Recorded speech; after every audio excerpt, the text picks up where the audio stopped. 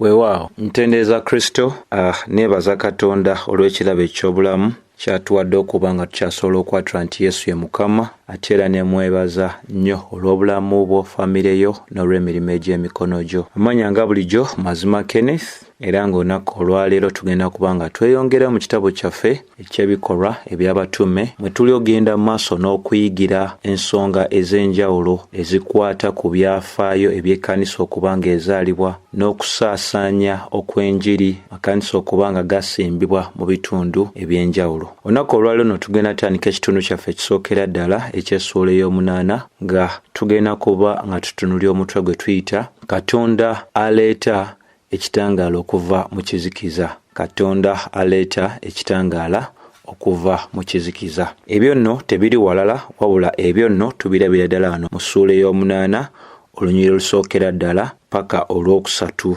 bw'oba otutunuulidde bulungi ensonga eno. So nga bulijjo ngenda tandika nga nsoma ennyiriri zino, ate oluvannyuma tulyoke tubeere nga tunnyonnyola lunyiriri ku lunyiriri. Nja kusaba obeere nga ogobereramu naffe mu Bayibuli yo. Bwe tulaga nti olusooka ndi Sawulo yasiima okuttibwa kwe, ne wabaawo ku lunaku olwo okuyiganyizibwa kunene ku kkanisa eyali mu Yerusaalemi. Bonna ne basaasaanira mu nsi ez'Abayudaaya, Samaliya, wabula abatume. Olwokubiri, abantu abaatya Katonda ne baziika Sutefano ne bamukaabira nnyo. Olwokusatu, naye Sawulo n'ajjirira ekkanisa ekyejo kingi, n'ayingira mu buli nnyumba nga awalula abasajja n'abakazi n'abateeka mu kkomera. Zino ennyiriri zenyaga tubeere nga twekkaanya nti bw'oba otandikidde ddala bulungi n'otunuulya essuula eno ey'omunaana, eraga ebyo ebyagenda maaso n'okuddawo oluvannyuma lwa Sutefano okuba nti bwe yagenda maaso n'okuba ng'ayisibwa. Okuyiganya Bayibuli eraga nti kwali kw'amaanyi nnyo nnyini ddala. Mu lusooka enyweza ng'eraga nti naye Sawulo n'asiima okuttibwa kwe. Oyayogerwako nga kwe si mulala wabula jjukira nti twamaliriza n'essuula ey'omusanvu eyali eraga okuttibwa kwa Sitefani. Era Bayibuli eraga nti ne wabaawo ku lunaku olwo okuyiganyizibwa kunene nnyo. Wano ensonga enkulu ey'okutandika nayo mu kutegeerera ddala kwe kubanga tutegeera nti okuyiganyizibwa y'embeera ebadde egendanga mu maaso eri ekkanisa eya nnamaddala. Jjukira tulina ekkanisa eya nnamaddala ne tuba n'ekkanisa etali ya nnamaddala. Mu nsi nga bwe nnyonnyodde mu masomo ag'enjawulo waliwo ebintu eby'emirundi ebiri. Katonda gy'ali Katonda wa nnamaddala, ate era ne Sitaani gy'ali. Waliwo ekirungi n'ekibi. Waliwo abantu abalokole n'abatali balokole, abagagga n'abanaku, ab'amaanyi n'abanafu, abeeru n'abaddugavu, abawanvu n'abampi, abayigirize n'abatali bayigirize, abamala ennaku ennyingi ku nsi n'abamala ennaku entono ku nsi, abalina emirimu n'abatalina mirimu, abafa n'abazaalibwa. So bwebwo obulamu obwaki bwe tusobola okugamba obwa bulijjo. So bwe tuba twogera ku kuyiganyizibwa si kintu kipya eri ekkanisa eya nnamaddala. Waliwo ekkanisa ya nnamaddala n'obeewo n'ekkanisa etali ya nnamaddala. Ekkanisa eya nnamaddala ye enywerera ku bigambo eby'obulamu, ye ekkanisa egendera ddala mu maaso n'okugulumiza n'okuyimusa erinnya erya Mukama waffe Yesu Kristo. Ekkanisa etali ya nnamaddala ekkanisa gy'osobola okugamba nti ekulemberwa omulabe Sitaani, era nga abagiweerezaamu bagenda mu maaso n'okuba nga bakola ebyo ebigenda mu maaso n'okuba nga bigulumiza obwakabaka obwa Sitaani, omuli obulimba, omuli okufuula ekigambo kya Katonda, omuli okukozesa ekigambo kya Katonda mu ngeri enkyamu okubeera ng'omuntu yeefunira ekyo kyakola kyayagala. So kirina okuba nga kitegeerebwa bulungi gwe naawuliriza nti ekkanisa eya nnamaddala tesobola kubeerawo newatabeerawo mbeera yonna yaki yakuyiganyizibwa. Oba mukankiteeke mu ngeri endala, omukristaayo omutuufu atatiirira njiri ya Mukama waffe Yesu Kristo talina kwekanga ng'okuyiganyizibwa kuzze, kubanga n'abaamusookawo oba n'abaatusookawo ebbanga lyonna bagenze mu maaso n'okuyiganyizibwa. Okuyiganyizibwa kunaabeerangawo eri ensomesa entuufu eya namaddala n'eri Kristo owa namaddala. Bayibuli etulaga nti waliwo Kristo owa namaddala wabeerawo n'enjiri eya namaddala. Kyo kiba kitegeeza nti owali Kristo owa namaddala wagenda kubeerawo enjiri eya namaddala. Bakolose ekyokubiri 11 enywereza ddala bulungi nti waliwo Kristo omulala abantu gwe babuulira, balina n'omwoyo omulala gwe babuulira, ate era balina n'enjiri endala gye babuulira. Ekyo kiba kitegeeza nti ebyo biba biwakana n'eyo enjiri eyatuweebwa ne Kristo gwe tumanyidde ddala omulokozi wamu era n'omwoyo omutukuvu gwe tumanyidde ddala agendera ddala mu maaso n'okusonga ku Mukama waffe Yesu Kristo. So ensonga eno y'okwiganyizibwa tetulina kuba nga tugyewuunya bwe tuwulira ebiri mu bitundu mu mawanga nga aga China, ne tuwulira ebitundu nga Indonesia, ne tuwulira mu bitundu ebimu mu nsi ez'enjawulo mu Africa omuli abantu abanywereza ddala ekigambo kya Katonda. Ebyo tebitwewuunyisa wabula bikakasa bukakasizi ddala nti Bayibuli byayogera bya namaddala. So era nga kyetulina okuba nga tutegeera okwiganyizibwa kuno agenda mu maaso n'okuba nga akuseeseza enku si mulala wabula ye mulangira ow'omu bbanga ayitibwa omulabe Sitaani. Bayibuli gwesongako mu Efeso essuula ey'okubiri onyiriri osooka paka olwokuna. N'ate ne mu bigambo bya Mukama waffe Yesu Kristo mu Yokaana essuula ey'okumin'ettaano Mukama waffe Yesu Kristo yagenda mu maaso n'otulabula ng'atulaga nti kubanga tetuli ba nsi, ensi ejja tukyawa. N'ate era n'anyweza ensi tennaba tukyawa, yasookera ddala kukyawa ye. Katwali tulina enjigiriza ez'enjawulo olunaku olwaleero nga zisomesa ebintu bino eby'okuyitibwa okuganja eri abantu bonna. Tibobanga oli mwana wa Katonda togenda funa kusoomoozebwa kwonna, togenda funa kukiikira nsingo, bonna bajja kuvunnamira, bonna bajja kukolera kino bakukolere na kiri. Naye si byebyo bye tulaba mu nsomesa ya Bayibuli. Mukama waffe Yesu Kristo yakyayibwa ate era ye mwene annyonnyola n'alaga nti yakyayibwa nga talina na kintu kyonna kyakoze kikyamu. Mukama waffe Yesu Kristo ataaliko kyakunenyezebwa bw'aba nga yakyayibwa abantu ab'emirembe gye be yaliisa n'awonya endwadde zaabwe, ate ffe abatamwenkana nako wadde. So tulina okuba nga tutegeerera ddala nti engeri entuufu ey'okutambula si yakubeera nga tuwuliriza abalala bye bagamba, wabula tugwanidde okuba nga tugonda ebigambo bya Mukama waffe Yesu Kristo. Ate era y'omu yanyweza mu Yokaana essuula y'E16 olusooka n'olwokubiri n'alagira ddala nti embeera ey'okusoomoozebwa yali yakujja ku bayigirizwa be. Ssebo n'ennyabo awuliriza bino Mukama waffe Yesu Kristo yabyogera nga n'ekkanisa tennazaalwa, n'alaga nti okwiganyizibwa kujja kubeerawo eri abagoberezi be abannamaddala oba abayigirizwa be abannamaddala. Bwe tuba nga tufunye okwiganyizibwa nga tukola omulimu omutuufu, tugwanidde okuba nga tutegeerera ddala tetufunye kwiganyizibwa okwo kubanga tulina ensobi etuliko oba kubanga nti tulina kino ne kino kye tutakola bulungi. Kubanga olunaku olwaleero bw'ofuna ekikusoomooza ng'omukristaayo oba ng'ekkanisa, waliwo abajja okugenda mu maaso n'okugamba nti osanga temukola kino, osanga temukola kiri. Naye ggwe ssebo n'ennyabo awuliriza, engeri entuufu y'eno. Omuntu yenna ng'ogondera ekigambo kya Katonda, ng'ogenda mu maaso n'okubeera nga oyimusa erinnya erya Mukama waffe Yesu Kristo, n'okola ebyo Bayibuli byekulagira okuba ng'okola, ate ne weesanga ng'ebyo ebyatulabulwako bikutuuseeko, tolina tandika kwesalya musankulooza nti osanga sikola kino, osanga sikola kiri, kubanga tulina bannaffe abalala abalina endowooza egamba nti tewali mutaana gonna gwina kutuukako mu Kristaayo.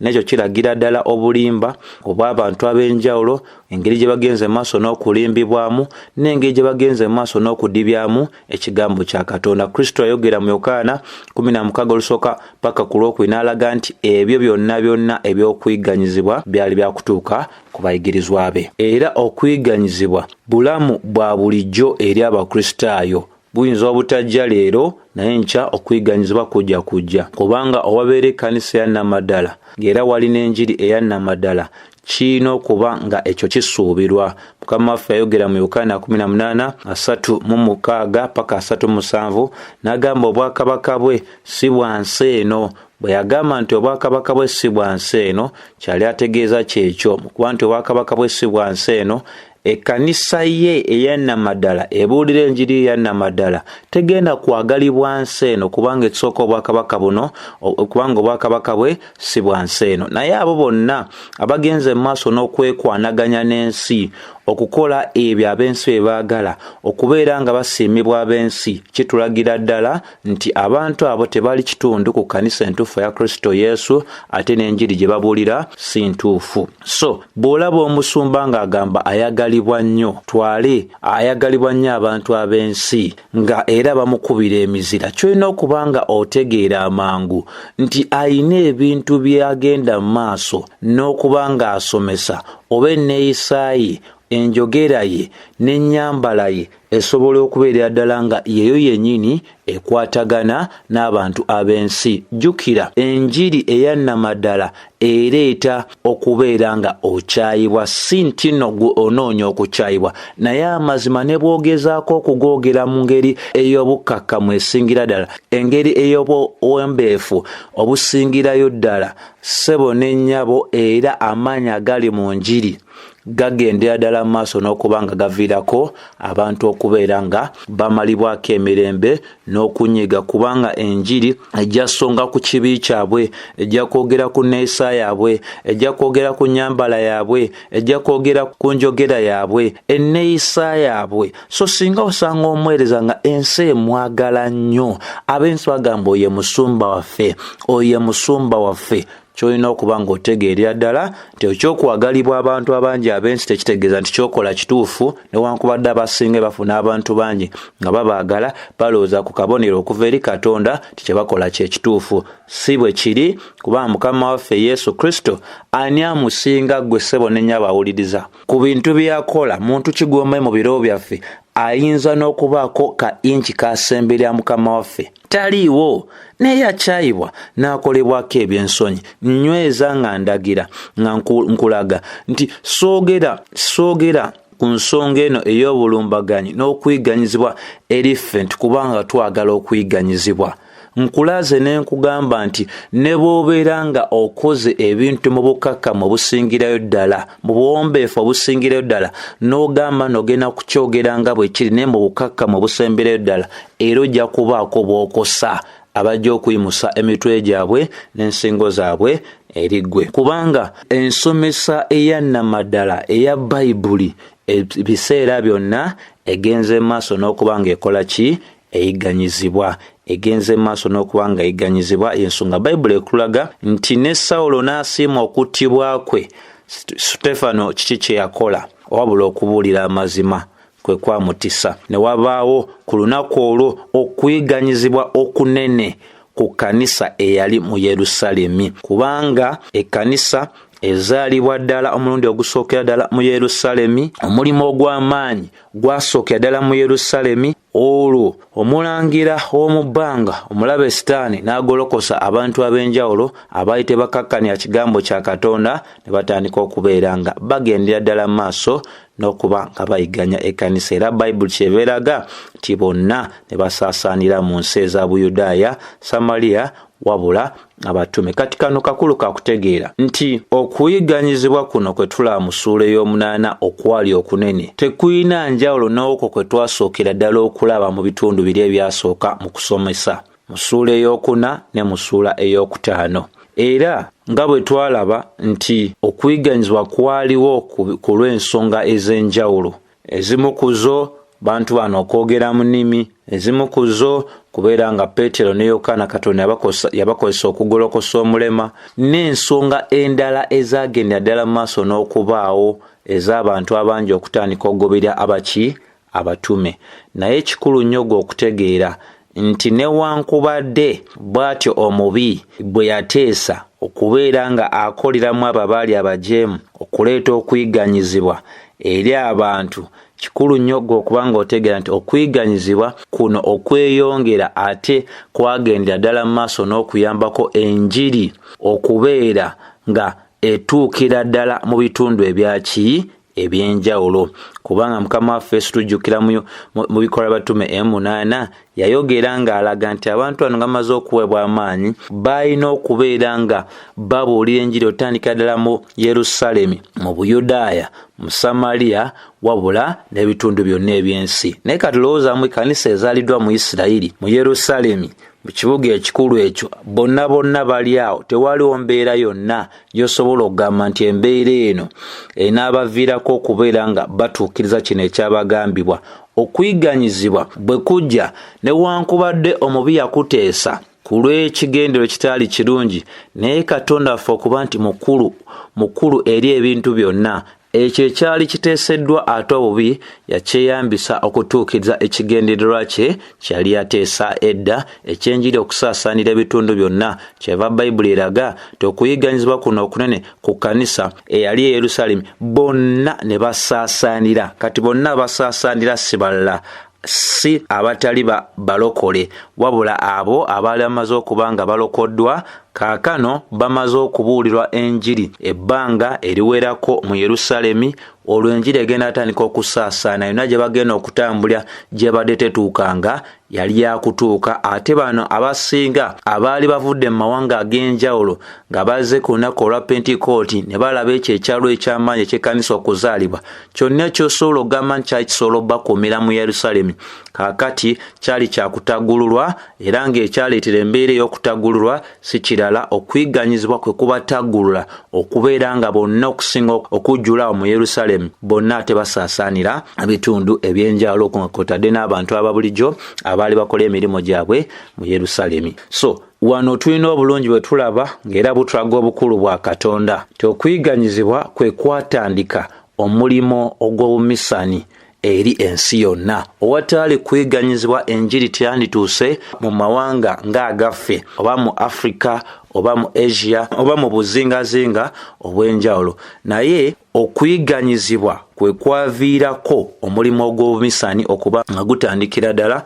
mu mawanga ag'enjawulo mu nsi yonna. Kakulu nnyako kakuba nga tukola tutya tutegeera nti bino byonna nga tubyogera mukwano gwe buli kyonna kyola nga kibaddewo mu nsi nga kikkiriziddwa ne kibeerawo, kakasiza ddala nti Katonda mwene yakikkiriza nti ababeenyigidde mu kukola ebintu ebitali birungi bakikola mu kwagala kwabwe, bakikola mu kuyaayana kwabwe, ne kasita kikkirizibwa okubeerawo Katonda omukulu aba akikkiriza olw'ekigendererwa gwe kyoyinza okuba nga nange tomanyidde ddala. So tewali kibeerawo mu nsi eno efugibwa Katonda nga Katonda mwene takiganyiza kubeera nga kikola kibeerawo. Ensomesa ya Bayibuli bw'osoma ku Kkungubaga essuula ey'okusatu olwa 36 paka olwa 39 enywereza ddala bulungi. Bikulu nnyo byakola byakutegeera. So buli mbeera yonna omukono gwa Katonda newankubadde abeera nga tali mabega wa kibi ky'abo abantu, naye singa aganya embeera okubeerawo kyona otegeera omukono gwe guli emabega wa buli kintu kyonna ekiba kigenda okubeerawo. So tujjukirye ddala bulungi nti okuva mu kuyiganyizibwa kuno okwaviirako omulimu gw'obumisani okuba nga gutandikira ddala, ne Pawulo yennyini eyali omulabe omukulu ow'ekkanisa mu biro ebyo, era tulaba nti ebyafaayo eby'ekkanisa bimwogerako okuba nti yali omumisani asingira ddala okubeera nga yakozesebwa okutambula mu bitundu ebyenjawulo, era n'oluvannyuma yafanga omujulizi nga Sutefano oyo gwe yasanyukira okuba nga yali agenze maaso n'okuba nga akola nga attibwa. So bikulu nnyo bino byategeera okwakubeera nti abantu bagenda mu maaso n'obutasuula ekyo kye baali bafunye byakoseza ddala nnyo obulamu obwa Pawulo okulaba nti omuntu ayitibwa Sutefano yafa mu ngeri gy'afaamu, era ekyo kyakosa obulamu bwe, era mu maaso yagenda mu maaso n'okuba nga ayogera ku ebyo byalabira ddala ebitaaleka bulamu bwe kye kimu. Era tusobola okugamba nti ekkanisa yasaasaanira ddala nga Bayibuli bwe tulaze, era ekyo kyonna ekyakiteekeddwa ku lw'obubi ate kyaleetera ddala bulungi, amawulire ne gatuukira ddala ku bantu bangi. Ne Bayibuli eyogera ku musajja ono ayitibwa Sawulo eyali akulya akabondo akabayiganya, ne mu kufa okwa Sutefano engoye zonna bazikuŋŋanyiza ku bigere bye. Yagezaako nga bwe tuba mu ssuula eno 8 okukomya ekkanisa nga aleeta okutiisatiisa, naye ate oluvannyuma nga bwe tunalaba mu ssuula ey'omwenda asinsikana Mukama waffe Yesu Kristo n'aweebwa omulimu omuki omujja ogw'okubeera nga agenda ddala mu maaso n'okuba nga abuulira enjiri.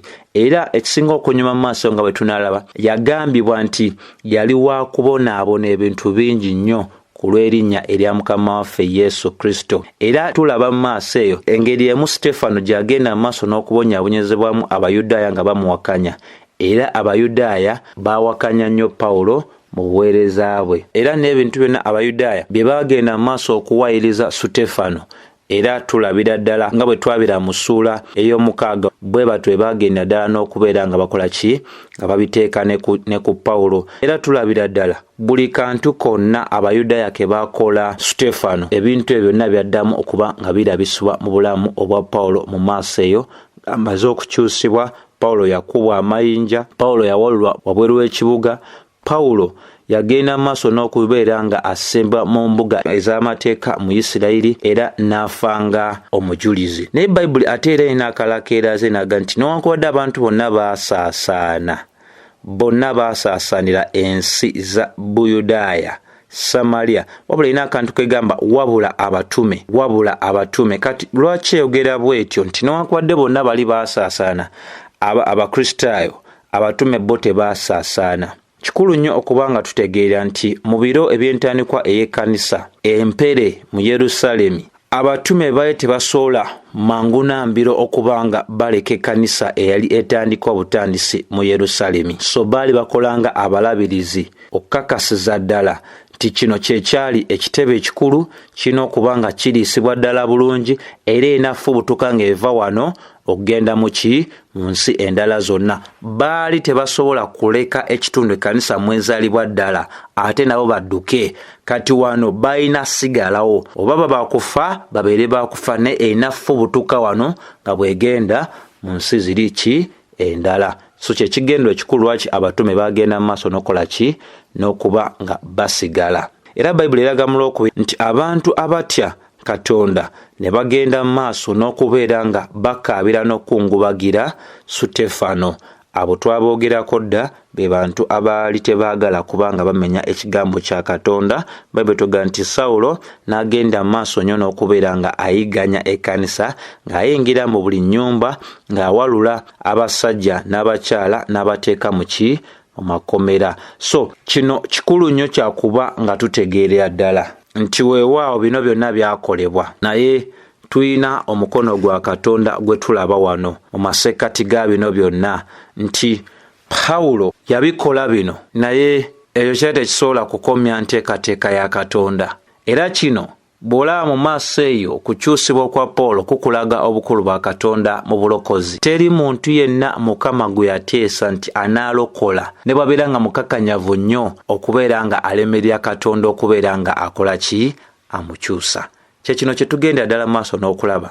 Twaliwo abantu abagamba nti omuntu oyo mu biseera eby'entalo oba mu biseera eby'okuyiganyizibwa yali musajja mubi nnyo, ng'ayisiza ddala abasajja bubi nnyo, naye ng'abaana abaleka. Naye Pawulo ye yali talina kusonyiwa, abasajja nga tabasonyiwa, abakyala nga tabasonyiwa, bonna n'abaana baabwe ng'atwala butwazi. Yeyo embeera gisobola okuba nga tulaba. Naye wano tulaba twogera ku kuba nti Katonda aleeta ekitangaala okuva mu kizikiza. Mb'osoma olwokuna nti awo abaasaasaana ne bagenda nga babuulira ekigambo. Ndowooza osobola okizuula awo nti okuyigganyizibwa kuno bwe kweyongera ate kwaviirako okubeera nti abaali mu Yerusaalemi batambula mu bitundu eby'enjawulo okutwala enjiri eya Mukama waffe Yesu Kristo mu maaso. Kino kyewuunyisa gye bakomye okuyigganya abantu mu China olwa Kristo,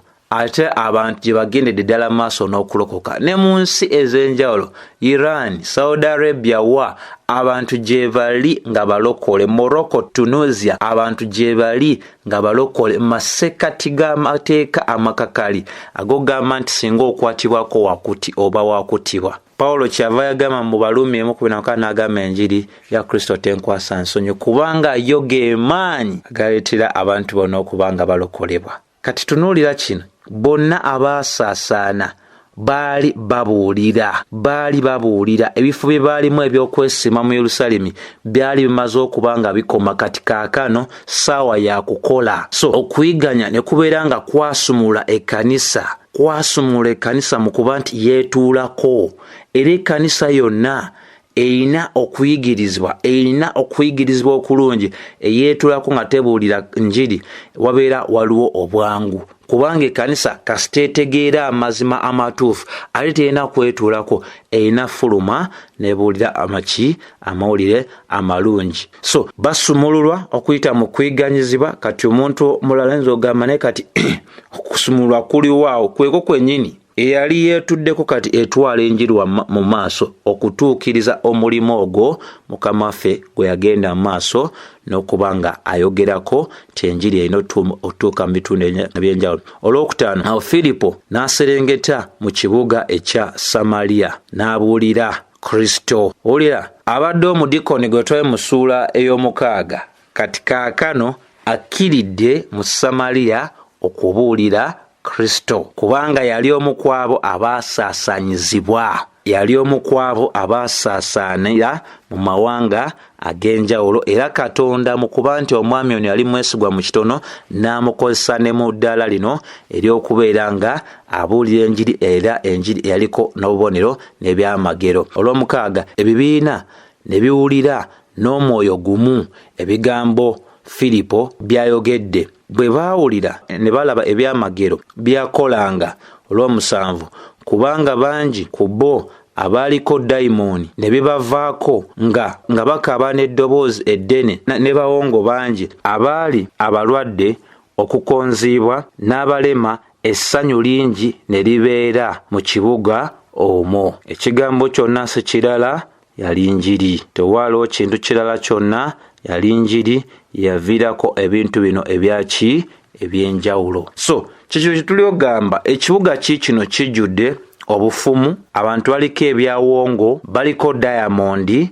Olabira ddala nga Katonda mwene okuyita mu maanyi ag'enjiri ye aleeta ekitangaala wakati mu kizikiza eky'amaanyi. Ate Filipo bw'akkirira wansi talina kirala kyeyagenda mu maaso nakubuulira, tyanoonya byamagero, yabuulira Kristo. Bwe kiba mu kwagala kwe mu masekkati gaffe ag'okubuulira Kristo, abalemba bajja tambula, abazibe bajja kuzibula, bakigala banaawulira, n'abaliko endwadde endala. Tetunoonya kukola bino abantu ebanoonya nti nze ndi mukozi wa byamagero. Tetulina maanyi gakola byamagero, tubuulira Kristo. Bwe kiba mu kwagala kwe, ajja kuwonya endwadde ez'omubiri, ate awonye n'endwadde ez'omwoyo oba n'obulwadde obw'omwoyo bwe tuyita obw'ekibi. So gegana amaanyi ag'enjiri ssebo n'ennyabo. Era Bayibuli etwaga nti ekyava mu ekyo, mu Lwomunaana, mu kibuga ne mubaamu essanyu ery'amaanyi.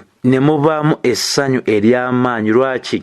Kubanga akabonero oba ekibala ekisookera ddala ekikakasiza ddala nti obulokozi we buli ly'essanyu. Y'ensonga lwaki abakkiriza mu Samaliya baasanyuka ennyo nnyini ddala. Teri muntu yenna asinsikana Kristo asigala kyekimu. Basalonika ekisooka 1:6 eragira ddala ensonga eyo nti akabonero akalagira ddala oba ekibala ekisookera ddala kye tusobola okugamba nti kya bulokozi, wabeerawo essanyu. Omuntu abadde yakonziibwa, omuntu abadde yafugibwa dda sitaani, n'abeera nga yayiganyizibwa dda enkola ez'omulabe sitaani, omuntu oyo afuna essanyu ly'otasobola kunnyonnyola. Si nti nno omubiri alina ebikwatikako, afunye obugagga, afunye kino, afunye kiri, naye okumanya nti kaakano nnyimiridde bulungi ne Katonda, ekibadde kinziiza okukwatagana ne Katonda kivuddewo, sikyali mulabe eri Katonda, Katonda si mulabe wange, ndi mwana wa Katonda.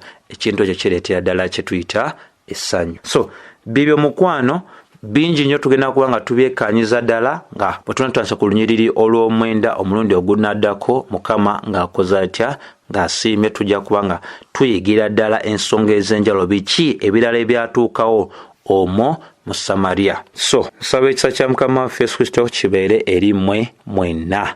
Amiina.